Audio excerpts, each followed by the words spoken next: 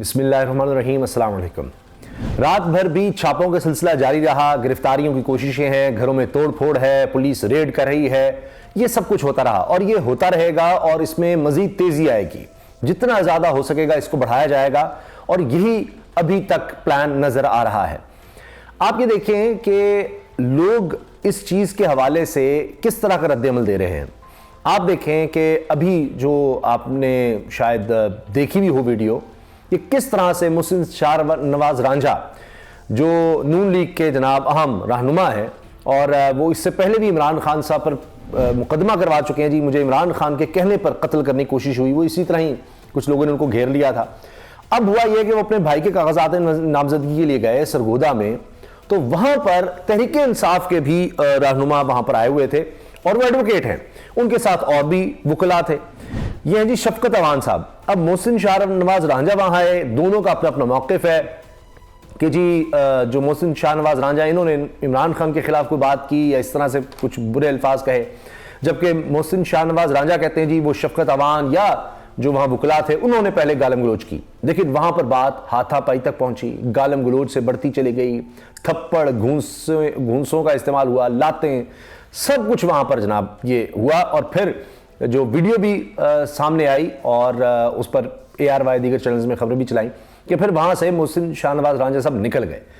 अब आप ये देखें कि जब आप इस तरह का माहौल बनाएंगे कि जी किसी तरह से नून लीग को या मियां नवाज शरीफ साहब को मुसल्लत करना है, तो फिर रद्द-ए-अमल ये होगा, आप लोगों को एक दूसरे के सामने ले आएंगे, मसाइल पहले ही बढ़ रहे हैं। अभी आप देखिए कि बलूचिस्तान से जो खवातीन आई उनमें बच्चे भी थे, बूढ़ी खवातीन भी थीं, वो एहतजाज कर रही थीं, उसमें क्या हुआ, फिर वो इस्लामाबाद की एडमिनिस्ट्रेशन के लिए कितना बड़ा मसला बना, वीडियो भी वायरल होती चली गई, हामिद मीर साहब भी वहां पर पहुंचे, पुलिस वाले उनसे बदतमीजी की, अदालत में कहा गया जी हमने सबको छोड़ दिया है, तमाम कोई वुज़रा बैठकर वो प्रेस कॉन्फ्रेंस करते हैं निगरान सेटअप में बैठकर कि जी ये हो गया वो हो गया, वो झूठ साबित होता है, फिर रात गए खबरें चलती रहती हैं। तो मसाइल तो बढ़ रहे हैं, कम नहीं हो रहे। इससे जो अदम इस्तेहकाम में बढ़ेगा, मुल्क में हालात कशीदा हो सकते हैं, हालात खतरनाक हो सकते हैं, आउट ऑफ कंट्रोल हो सकते हैं। इमरान खान साहब का जो जेल से पैगाम है वो भी यह है कि अगर यही सब जारी रहा और इस तरह के इलेक्शंस आपने करवाए कि जो ना तो फ्री होंगे ना फेयर होंगे, वो शरीफ और शफाफ होंगे, तो फिर हालात किसी के कंट्रोल में नहीं रहेंगे। आप देख रहे हैं कि ये किस तरह से मामला शुरू हो गया और खैबर पख्तूनख्वा में खुदा न खास्ता इससे भी ज्यादा खतरनाक हालात हो सकते हैं, पूरे मुल्क में इस तरह के खतरनाक हालात हो सकते हैं कि फिर किसी से भी नहीं संभलेंगे। ऊपर से एक और मामला सुनिए क्या हुआ है।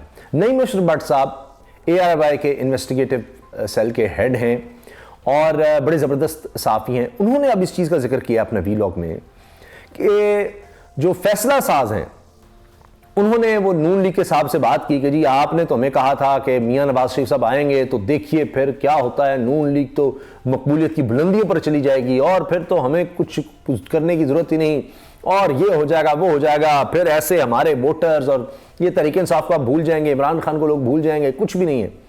तो उनसे अब ये कहा गया जी आपने तो हमें ये कहा था, तो आप नवाज शरीफ साहब को वापस ले भी आए, सारा कुछ हो गया, उनके लिए सहूलतकारी भी कर दी, सब कुछ हो गया, तो उसके बाद बना क्या है? कुछ भी नहीं। ऑन ग्राउंड सिचुएशन तो आपकी कुछ भी नहीं बदली, ऐसे ही कुछ थोड़ा सा मतलब नून लीग की हद तक, जमात की हद तक, थोड़े बहुत कारकुनों की हद तक या जो रहनुमा हैं जो आजकल टिकटों पर लड़ रहे हैं उनकी हद तक कुछ फर्क पड़ा हो, लेकिन अवामी तौर पर तो आपकी जीरो पजीराई है।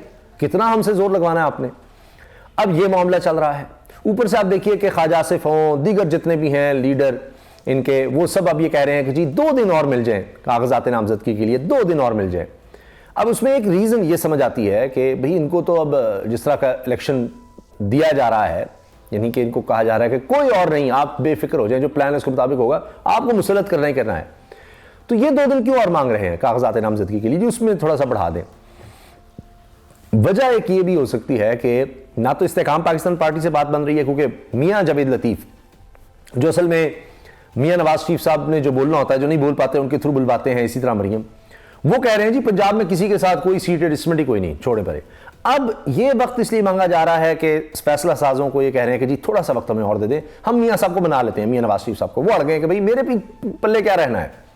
अब वही बात हुई कि मुझे क्यों निकाला से मामला आ गया, मुझे क्यों बुलाया, जब इख्तिदार इस तरह का देना है जिसमें पीपल्स पार्टी जो है बलूचिस्तान और सिंध में होगी, पंजाब में नून लीग होगी और वो मरूने मिन्नत होगी इस्तेकाम पाकिस्तान पार्टी के, कि जनाब महमूद मौलवी साहब कराची से बैठ के कह रहे हैं जी 52 सीटें हमने कही हैं, तो थोड़ा 19-20 का फर्क हो तो फिर बात बनती है, वो तो फर्क ही ज्यादा नहीं, हम 52 मांग रहे हैं, वो शायद पता नहीं 5-10 से आगे नहीं बढ़ रहे।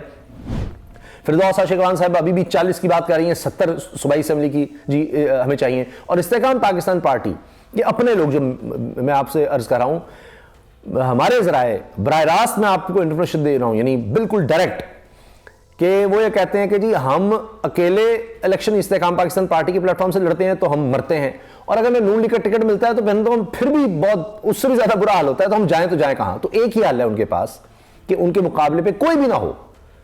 इस्तेकाम पाकिस्तान पार्टी का बंदा यहां से खड़ा होगा, कोशिश यह है कि वहां पर कोई और ना हो, सिर्फ वो हो, तो चाहे वो 1000 वोट डले, 500 वोट डले, 10 वोट डले, वो सिर्फ उन्हीं को डले, किसी और को डले ही ना। ये तो सूरत हाल है। अब इस्तेकाम पाकिस्तान पार्टी के बगैर कोई हुकूमत नहीं बनने दी जाएगी। जो प्लान है, प्लान पिछले 2 साल से चल ही रहे हैं, कितने कामयाब हुए हैं।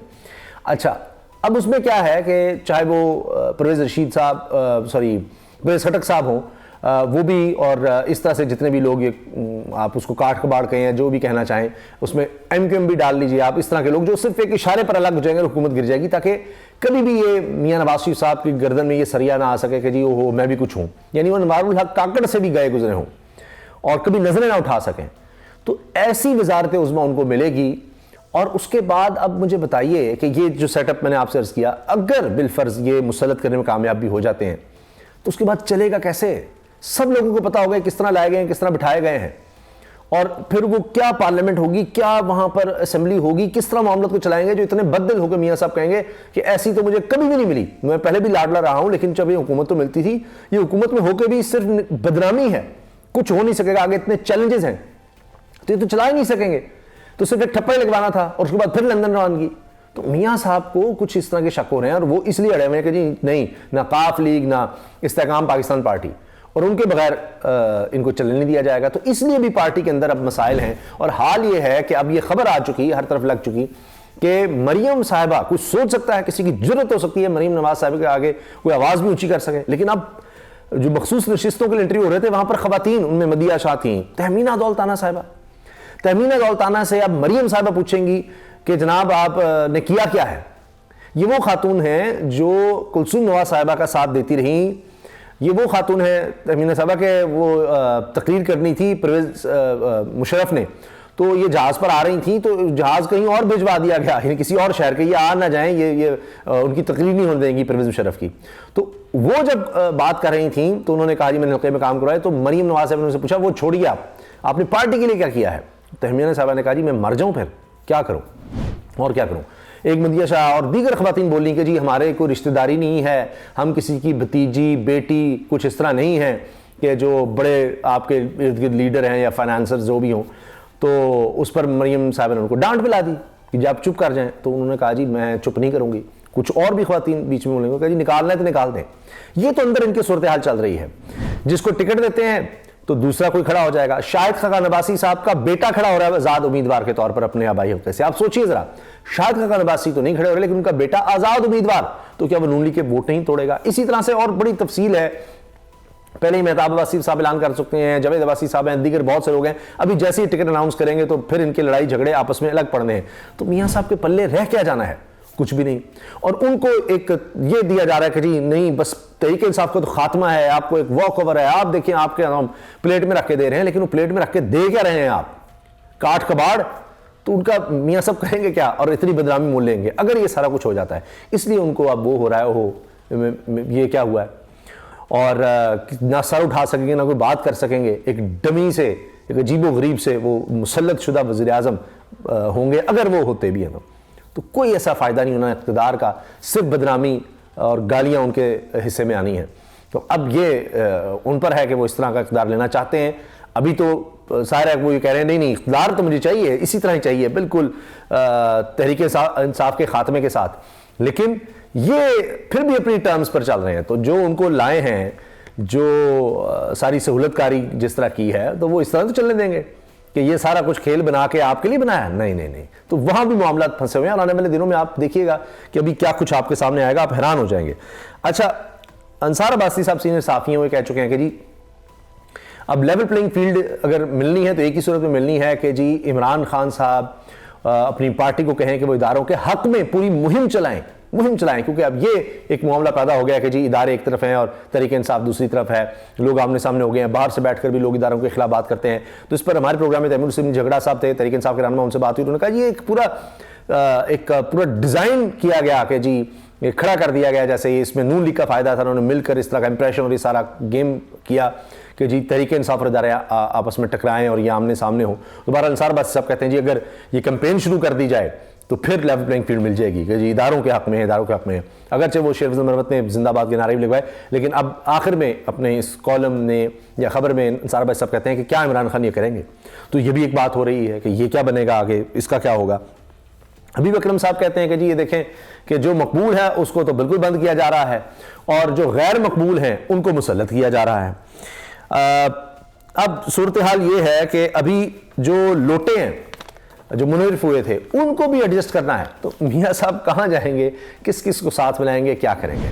और दूसरी तरफ ये एक तफसील लंबी होती चली जा रही है कि कोई शहर नहीं है जिसको बख्शा गया हो, हर तरफ यह है कि पकड़ दकड़ है, गिरफ्तारियां हैं, वो सब किया जा रहा है कि जी तहरीक इंसाफ को बिल्कुल ख़त्म कर रहे हैं हम, मियाँ साहब आपके लिए हम रास्ता बना रहे हैं। लेकिन गेम बीच में यह है कि अगर मैं बार बार अगर का लफ्ज़ इस्तेमाल कर रहा हूँ क्योंकि रुकावट जो है आवाम है कि ये समझा जा रहा है कि जी हम इस तरह के लोगों को रहने नहीं देंगे कि जो लोगों को ला सकेंगे, अगर कोई बच भी जाता है तो वही खंबे वाला हिसाब होगा, जो बेचारा आम कारकुन होगा जिसको कोई जानते नहीं है, ना वो लोगों को इकट्ठा कर सकेगा। और जाहिर है कि लोग मायूस हो जाएंगे, जो मेन लोग हैं, जब हम उन्हीं को काबू कर लेंगे, उनके कागजात नामजदगी फाड़ चुके होंगे, उनको उठा चुके होंगे, गायब कर चुके होंगे, उनके ख़ानदान को, कारोबार को, घरों को, फर्नीचर तोड़ दिया, उनको हिरासा कर दिया, तो वो लोग फिर ज़ाहिर डिमोटिवेट हो जाएंगे। वो जनाब ना तो लोगों को खाना खिला रहे होंगे, ना कोई कैंप लग रहा होगा, ना ट्रांसपोर्ट दे रहे होंगे, किस तरह लोग खुद निकलेंगे, आएंगे जाएंगे। हमारे यहाँ इस तरह नहीं होता। हमारे सियासत में या वोट वाले दिन ये वोट मैनेजमेंट बड़ी चीज़ होती है, ना पोलिंग एजेंट उनके मिलेंगे, ना उनके कारकुन होंगे, कुछ भी नहीं होगा, तो पैसे के बगैर कैसे वो कर लेंगे। तो उनके लिए अर्ज़ है जनाब कि अगर लोग मायूस ना हुए और निकल आए तो अब इमरान खान की मुखालिफिन तज्ज़ियाकार भी बात मानते हैं कि फिर जनाब ये कंट्रोल नहीं होना काम। और मैं आपको हालिया मिसालें दे देता हूँ जो ज़िमनी इलेक्शंस हुए हैं, चाहे बल्दियाती हों या दीगर इलेक्शंस हों, जब से तहरीक इंसाफ की हुकूमत गई है वहाँ पर ऐसा हुआ है। कई मिसालें हैं कि एक कारकुन, मेरे अपने कलीग्स ने मुझे बताया कि जी जब हम कभी कवरेज के लिए जमान पार्क जाते थे इमरान खान साहब की रिहाइशगाह पर, तो वहाँ एक जो बंदा जो चाय वगैरह लोगों को पिला रहा होता था, यानी इतना उनका एक मुतहरिक कारकुन कहें या जज्बाती कारकुन, तो वो जनाब खैबर पख्तूनख्वा से जीत गया। तो बड़े बड़े बुर्ज उलट जाएंगे।